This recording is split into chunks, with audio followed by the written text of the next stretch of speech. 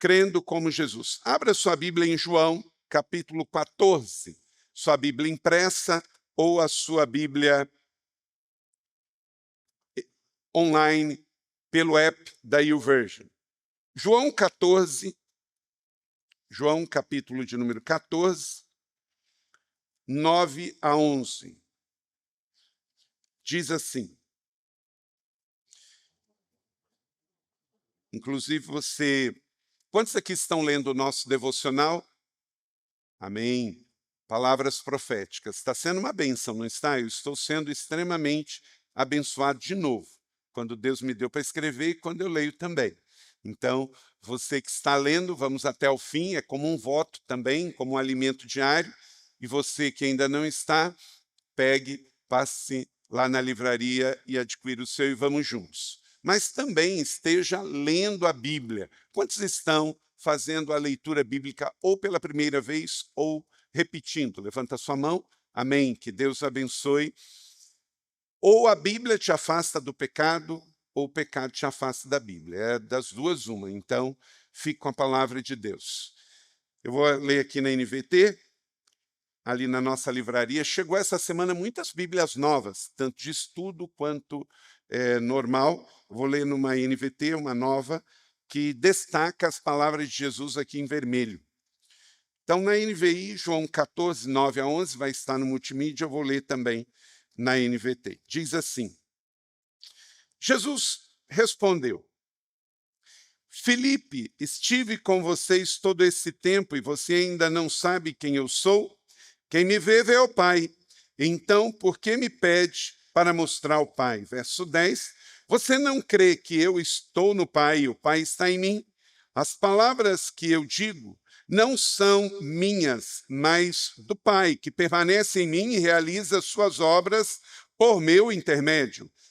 Apenas creiam que sou eu que estou no Pai e o Pai está em mim. Ou creiam, pelo menos por causa das obras que vocês viram realizar. Que o Senhor abençoe esta palavra no meu e no seu coração e gere frutos a 100 por 1. Amém. Crendo como Jesus. A fé é um tema central da vida cristã. Por isso que sem fé é impossível agradar a Deus. E tudo que não procede da fé, pecado é. E foi tema central da vida de Jesus. Ele mostrou não apenas que a fé é uma crença pessoal e intelectual, mas uma confiança e uma relação com Deus. O mundo tem fé, porque o ser humano ele foi criado com um DNA para crer. Por isso que tem fé para todo lado. Esses dias atrás, eu fui ver um filme secular, mas confesso que eu achei um filme muito espiritualista, muito forte, o Avatar 3. E eu, na hora que estava vendo, e também sei que essa é a realidade secular, você percebe o quanto que as pessoas estão abertas para uma fé inclusiva e altamente panteísta, onde é a mãe natureza, é fé nas coisas, é fé nos animais, tudo. Por que isso? Quando essa doutrina ela é divulgada, e há sempre um enredo muito bonito, você tira a atenção das pessoas de uma fé monoteísta. A fé bíblica no Velho Testamento, no Novo Testamento, tem três grandes expressão de fé no mundo monoteísta. É o judaísmo, que crê em Yahvé, único Deus, Criador. O cristianismo, que crê só em Deus e na manifestação da Trindade, mas Deus é trino, é triuno, é um só Deus que se apresenta como Pai, Filho e Espírito Santo. Por exemplo, eu e você, nós temos corpo, alma e espírito. Carlito tem corpo, alma e espírito. Quantos Carlitos são? Um. Temos corpo, alma e espírito. Nos apresentamos em forma e estado diferente, mas é um só. Deus também é assim. é o Deus Pai, Criador e sustentador, é Deus Filho, Salvador e Senhor que veio ao nosso mundo, e Espírito Santo que está em nós, continuando a obra do Pai. Mas é o único Deus, Deus Trino. E também o islamismo. Só que o islamismo coloca tanta força em cima de Maomé que as pessoas, de certa maneira, elas que seguem essa expressão de fé, você fica até em dúvida se, de fato, entendem o que é uma fé monoteísta mesmo. Mas, enfim, são essas três expressões de fé.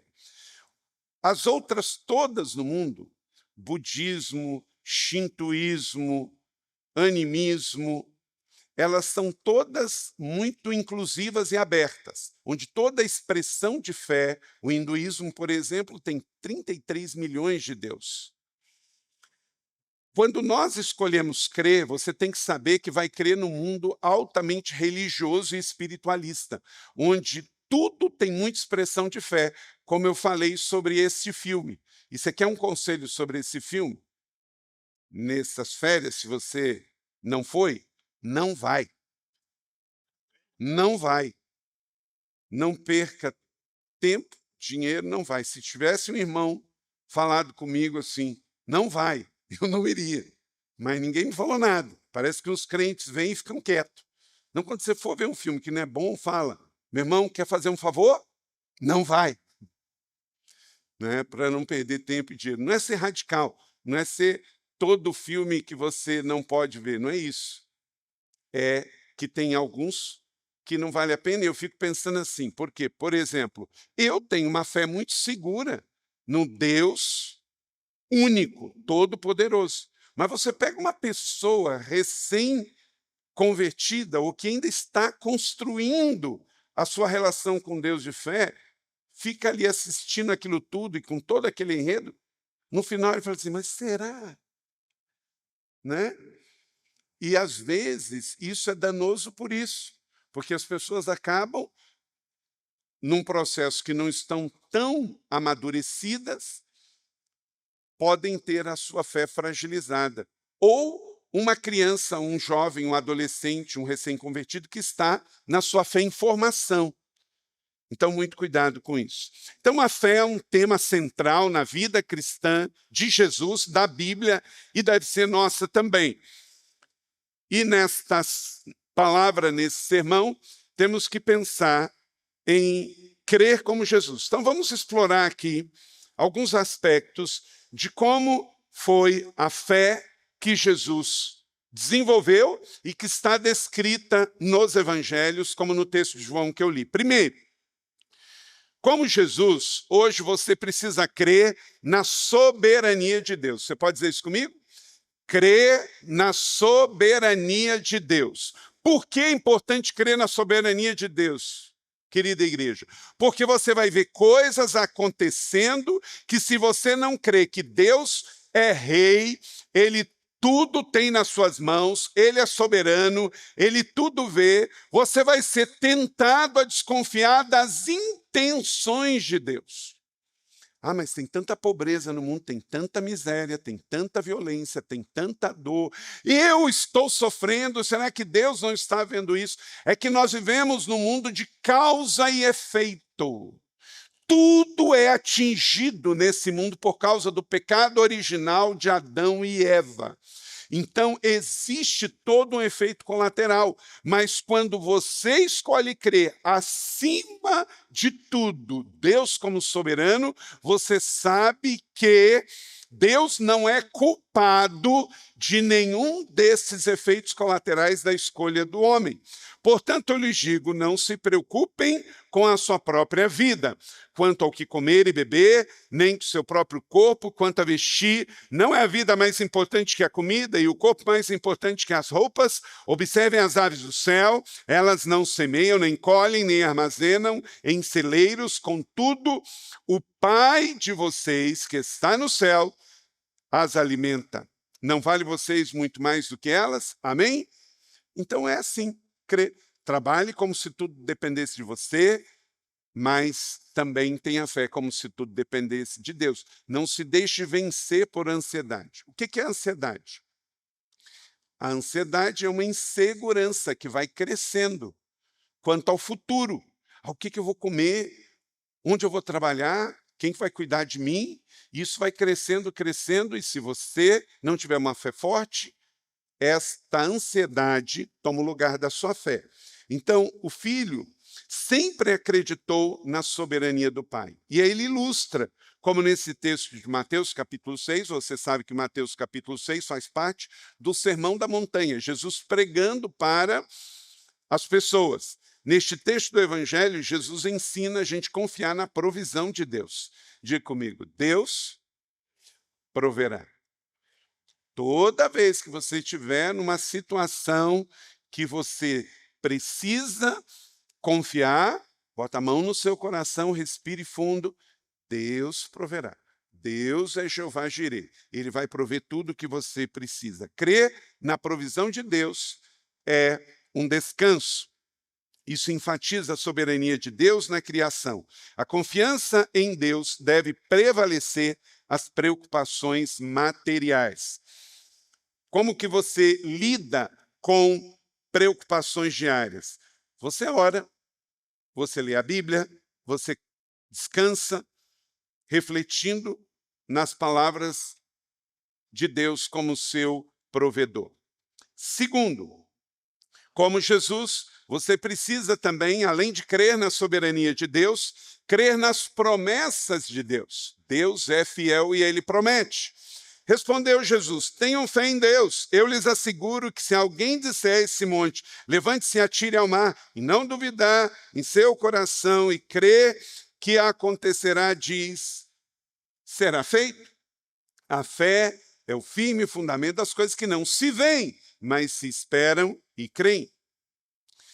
A existência no mundo hoje, gente, no mundo 2026, século 21, tão secularizado, onde a fé, a Bíblia, a igreja já foi tão combatida, a existência da igreja é um milagre, a existência do casamento é um milagre, a existência de atos de bondade no mundo é um milagre, a existência de você continuar crendo é um milagre. A existência da gente ver que tudo passa, mas só a palavra de Deus é que prevalece.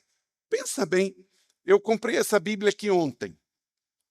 Comprei essa Bíblia na livraria ontem.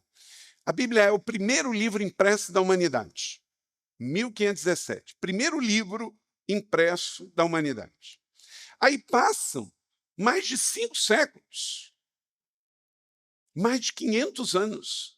Ela continua sendo o mais impresso, mais traduzido, mais lido, mais distribuído, mais doado.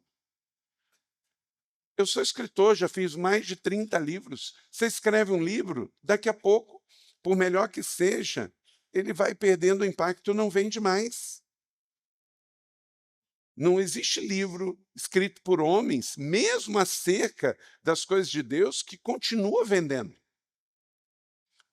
Porque o livro é baseado num conhecimento do homem. Amanhã alguém escreve um outro, trazendo uma informação que aquele anterior não tinha. E então ele é substituído.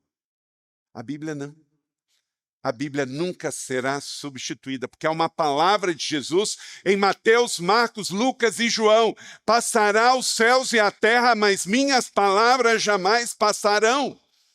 Ele é o pão do céu, é a âncora da nossa alma, é a luz do nosso caminho, é martelo, é a palavra de Deus. Você pode confiar, sempre vai ter uma palavra. Exemplo disso é que você lê um texto, passa algum tempo, você lê o mesmo texto, o Espírito Santo te fala de maneira diferente, porque é um rema da palavra de Deus. Então creia nas promessas desse livro. São mais de 20.000 promessas para você. Por isso, no devocional do ano passado, destacamos 366 promessas. Quando você lê uma promessa, você alimenta a sua alma, elimina a sua dúvida e vence a escassez. Então, leia e reflita nas promessas de Jesus. Quem tem promessa do Senhor sobre a sua vida, continue crendo e todos os dias se aproprie dela, que a sua vida será alcançada pelas promessas de Deus sobre você, sobre o seu casamento, sobre os filhos dos seus filhos, sobre sua descendência, em nome de Jesus. Terceiro, como Jesus crê no poder de Deus. E uma mulher que havia sofrido de hemorragia por 12 anos e que não tinha conseguido que ninguém a curasse, veio por trás dela e tocou na borda do seu manto e imediatamente a hemorragia parou. Quem me tocou? Perguntou Jesus. Lucas 8, 43, 48. A fé gera coragem. Coragem de fazer o que essa mulher. 12 anos ela tinha uma hemorragia, gastava os seus recursos na medicina, mas nada resolveu. Até que um dia Jesus passou e ela escolheu. Ela prevaleceu a acreditar. Ela venceu a inércia. Sabe aquele dia em que você está antenado com Deus? Hoje é o dia de eu ir à igreja. Hoje é o dia de eu pegar a Bíblia. Hoje é o dia de eu fazer aquele voto. Hoje é o dia de eu dar aquela oferta. Porque é como aquela hora que Jesus passou. Ela não perdeu a oportunidade de crer e se lançar ao impossível. Certamente, ela era uma mulher normal. Pode ter vindo uma dúvida. Não, mas há 12 anos você sofre com essa hemorragia. Mas a fé foi maior do que a dúvida. Então, que você tenha uma sintonia fina com Deus, de intimidade, de sentimento, para saber a hora que Jesus vai passar.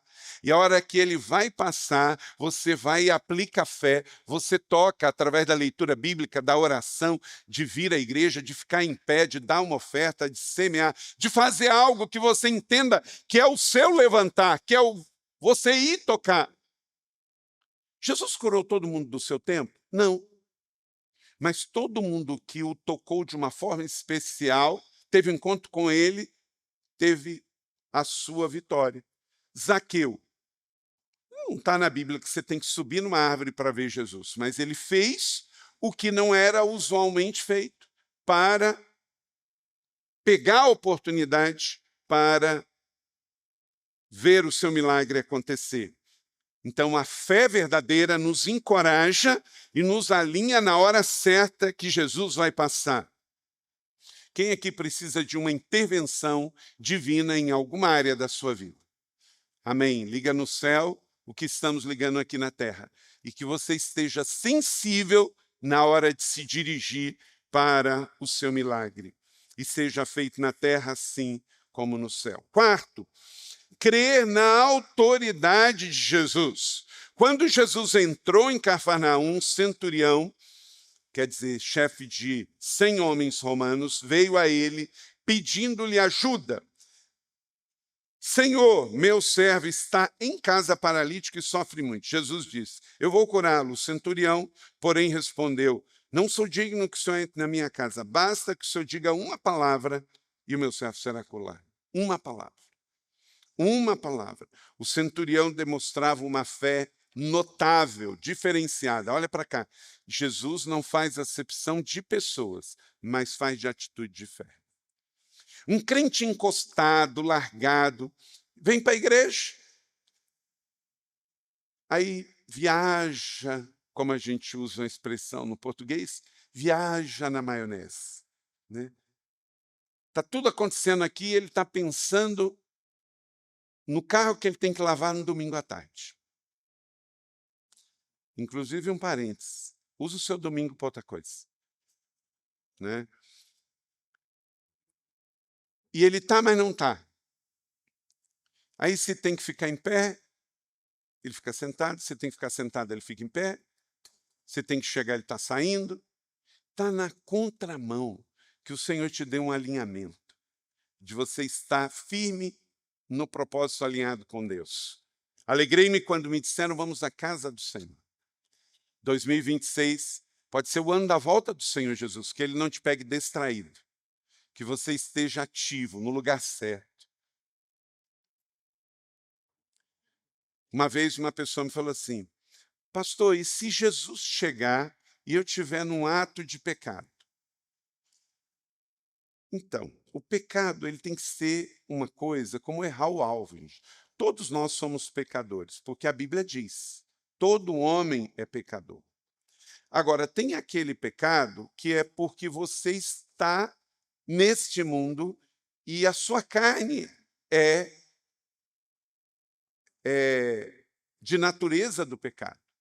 Mas, por exemplo, pensa assim: Jesus vai voltar, eu sou pecador, só pelo fato de eu ser um ser humano, eu já vou estar no pecado herdado de Adão. Mas você pode fazer um compromisso assim, ó. Eu não sei quando Jesus vai voltar, e que pode ser 2026. Mas Jesus não vai me encontrar gastando meu dinheiro no pecado. Isso é uma escolha sua. Jesus vai voltar, ele não vai me encontrar numa boate, num motel, numa casa de bingo, num jogo de azar, numa biqueira de droga. Você pode ou não pode garantir isso? Pode! O Espírito Santo está dentro de você. Você pode fazer as suas escolhas. Jesus vai voltar. E que ele te encontre como ser humano pecador é fato. Mas você não precisa estar intencionalmente. Jesus chega, você está contando dinheiro de uma propina que você recebeu, de um fruto, de um roubo. Pensa. Jesus vai voltar e você está com um outro homem, uma outra mulher fora do seu casamento. Então, você vai tomar suas decisões, e as suas decisões têm que ser tomadas pela fé, pelo temor. Não, Jesus está voltando, o Espírito Santo está dentro de mim. Eu não vou pecar intencionalmente. Eu sou um homem pecador, habito no meio de um povo de impuros lábios, mas a minha escolha é a santidade e não o pecado. Amém ou não? Que assim seja. Quarto, creia então na autoridade de Jesus. Isso é maravilhoso. Você reconhecer a autoridade de Jesus. Então, quando você for orar, ore na autoridade de Jesus. Não é assim, Senhor, que tu possas me curar. Não, creio na tua palavra, que há poder no teu nome, Jesus, vem me curar. Que não haja dúvida na sua oração, porque você crê na autoridade de Jesus. Jesus, ele estava aqui, ele tinha uma fé de autoridade. Quando ele via alguém com espírito demoníaco, o que ele fazia? Sai deste homem. Sai espírito maligno. Você não pode negociar com terrorista. Tem que sair fora. Quinto, crer no poder da ressurreição. Disse Jesus: eu sou a ressurreição e a vida, aquele que crê em mim, ainda que morra, viverá, e quem vive e crê em mim nunca morrerá. Você crê nisso? Olha só, gente. Para que haja ressurreição, tem que ter o quê? Morte. Tem que ter morrido primeiro. Então, estamos sob o envio dessa palavra. Querida igreja da cidade, meus irmãos e irmãs, amigos, nós estamos sob essa palavra. Creia que pode haver vida depois da morte. Ah, pastor, meu casamento, meu marido não me ama mais. Pastor, a minha esposa, o amor morreu. Eu creio na ressurreição. Eu creio na ressurreição. Eu não amo mais meu pai, eu não amo mais minha mãe, eu creio no poder da ressurreição. Eu não amo mais Jesus, a fé já se desgastou, eu não amo mais a igreja. Em nome de Jesus, nesse segundo domingo desse novo ano, eu creio no poder da ressurreição. Traz à vida aquilo que morreu, que o Senhor traga o primeiro amor de volta à sua vida. Admita, morreu, mas o Senhor deu a ressurreição. Creia no poder da ressurreição. A palavra aqui é dunamis, é um poder estrondoso. E na ressurreição de Jesus, nós temos o poder da ressurreição. Nessa passagem, Jesus confirma a sua identidade como a ressurreição e a vida, não a morte. Quem está em Cristo está na vida, não está na morte. Então haja a ressurreição nesta manhã de sonhos, planos, projetos, aquilo que está ficando para trás, que está dentro da gaveta. Mas se Deus te deu uma promessa, creia nela, não deixe morrer, não deixe os sonhos de Deus morrer. Traga a ressurreição, traga a lembrança aquilo que um dia Deus te deu na luz. A nossa tendência é, por causa do pecado, das trevas, a gente vai esquecer o que Deus dá na luz. Nesta passagem, então, Jesus traz a identidade dele. A identidade de Jesus é ressurreição e vida. Então, ele convida a Marta a crer na ressurreição de Lázaro. A fé na ressurreição de Cristo e no seu poder é fundamental para a nossa vida no Evangelho hoje. 2026, sua fé em Cristo é uma fé que ultrapassa a morte, que traz refrigério. Isso traz impacto na vida diária. Então, não desista, prossiga, reflita sobre a esperança da ressurreição e como a verdade do Evangelho molda a expectativa. Não somos daqueles que retrocedem, mas daqueles que avançam. Então, em nome de Jesus, que possamos crer como Jesus. Crer na soberania de Deus, crer nas promessas de Deus, no poder de Deus, na autoridade de Jesus e no poder da ressurreição. Isso é crer como Jesus, não é fé na fé, não é uma fé aberta, não é uma fé inclusiva, não é uma fé voltada para o mundo, não é sobre a mãe natureza, é sobre o Deus criador e sustentador que deu o seu único filho, Jesus Cristo, por nós, que morreu por nós, para que pudéssemos ressuscitar com ele. Então entenda, declare, professe uma fé em Deus através de Jesus na Bíblia Sagrada. Declare comigo Hebreus 11:6. Quero concluir aqui. Sem fé é impossível agradar a Deus, pois quem dele se aproxima precisa crer que ele existe e que recompensa os que o buscam. Quem busca o Senhor aí? Então o Senhor te recompensará. Aquele que tem dúvidas é condenado a se comer, porque não se come com fé. E tudo que não provém da fé é pecado. Ah, será que eu posso comer carne de porco? Então não come. Se você tem dúvida, deixa eu dizer uma coisa.